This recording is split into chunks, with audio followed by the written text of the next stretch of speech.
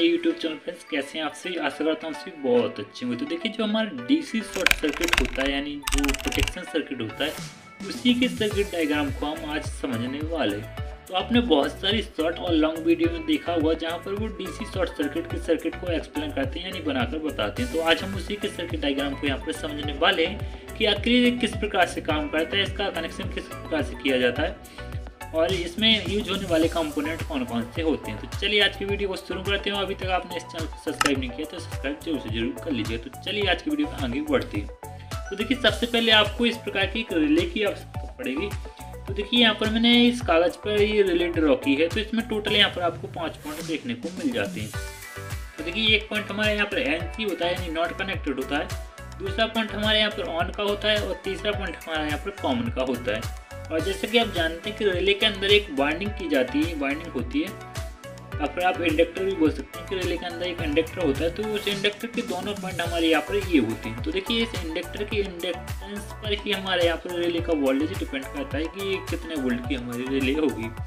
तो देखिए, यदि आप यहाँ पर कोई ज़्यादा वोल्टेज का, जैसे मान लीजिए यदि आप यहाँ पर 12 वोल्ट का डीसी शॉर्ट सर्किट बनाना चाहते हैं तो आपको यहाँ पर 12 वोल्ट का यूज लेना होगा। यदि 5 वोल्ट में बनाना चाहते हैं तो 5 वोल्ट की रिले लेनी होगी, या फिर 24 वोल्ट में बनाना चाहते हैं तो 24 वोल्ट की रिले लेनी होगी।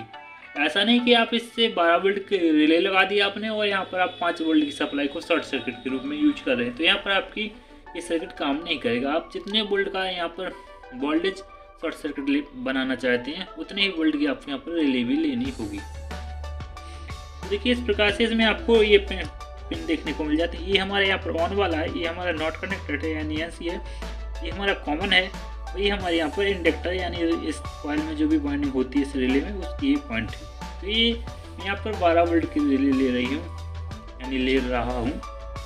और अदरवाइज यदि आप कोई ज़्यादा वोल्टेज की रिले लेना चाहते हैं तो आप वो भी ले सकते हैं। तो 12 वोल्ट, यदि आप इस सर्किट को 5 वोल्ट से ऑपरेट करना चाहते हैं तो आप यहाँ पर 5 वोल्ट की रिले ले सकते हैं।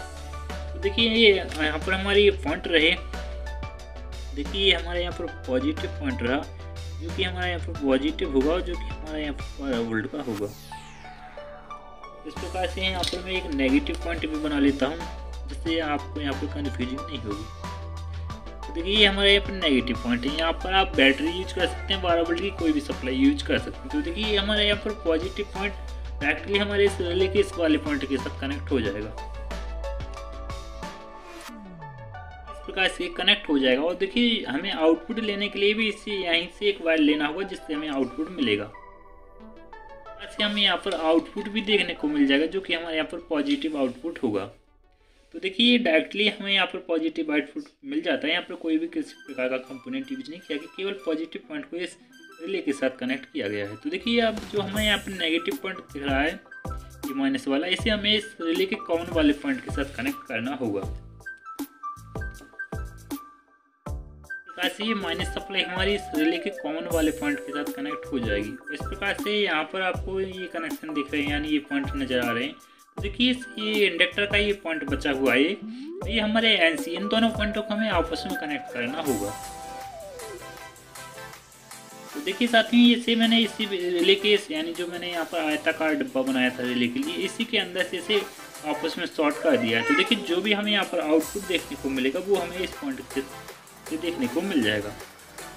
इसलिए यहाँ पर हमें नेगेटिव सप्लाई की आउटपुट देखने को मिल जाएगी। लेकिन जैसे ही आप इस सर्किट में सप्लाई देंगे तो ये सर्किट ऑन नहीं होगा। क्यों नहीं होगा कि आप यहाँ पर देख सकते हैं, ये पॉइंट तो हमारा पॉजिटिव तो हमारे इस इंडक्टर की कॉइल पर पहुँच जाएगा, लेकिन नेगेटिव अभी इस इंडक्टर पर नहीं जा रहा है। तो ये रिले एक्चुअली ऑन ही रहेगी, ये NC पर नहीं आएगी यानी ये रिले कंडक्ट नहीं करेगी। तो इस रिले को कंडक्ट कराने के लिए हमें यहाँ पर एक पुश ऑफ बटन लगाना होगा, यानी जो स्विच आती है जिसे हम पुश करते हैं तो ऑन हो जाती है और नॉर्मली ये ऑफ रहती है। तो हमें उसी टाइप की एक यहाँ पर स्विच का अरेंजमेंट करना होगा जो कि करीब 0.5 एम्पियर की हो सकती है। आप इससे कम एम्पियर का भी यहाँ पर ये स्विच ले सकते हैं। ये केवल रिले को ऑन करने का ही यहाँ पर काम करेगी। तो ये काम कैसे करेगी? देखिए, जैसे ही हम इसमें सप्लाई देंगे तो ये रिले ऑन होगी और जैसे ही इस GND को इस रिले के साथ कनेक्ट कर देंगे तो ये रिले ऑन हो जाएगी।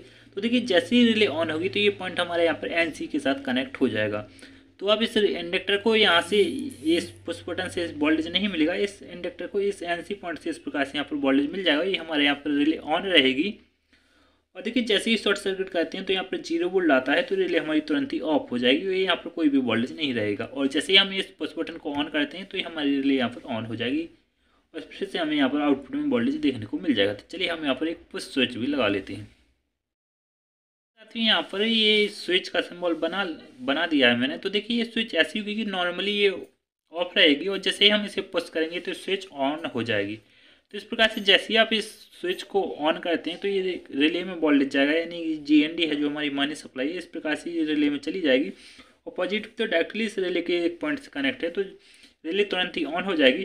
तो देखिए जैसे ही हम इस बटन को छोड़ेंगे यानी ये ऑफ होगा, फिर भी ये रिले हमारी ऑन रहेगी क्योंकि जो हमारे यहाँ पे ऑन पर कनेक्ट है ये हमारा NC पर कनेक्ट हो जाएगा और ये GND हमारा इस साइड से इस रिले के इंडक्टर यानी इस इंडक्टर को ऑन करेगा। तो इस प्रकार से ये सर्किट यहाँ पर काम करेगा। तो देखिए अभी हमें यहाँ पर पता नहीं कि ये रिले हमारी शॉर्ट सर्किट हुआ है या फिर नहीं हुआ है।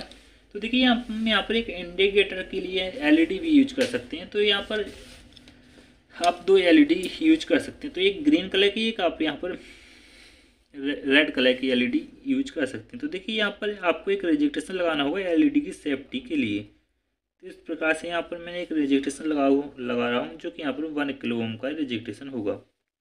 तो देखिए इसके बाद आपको इस पॉइंट के साथ एक LED कनेक्ट करना होगा। तो देखिए रेड कलर का LED होगा।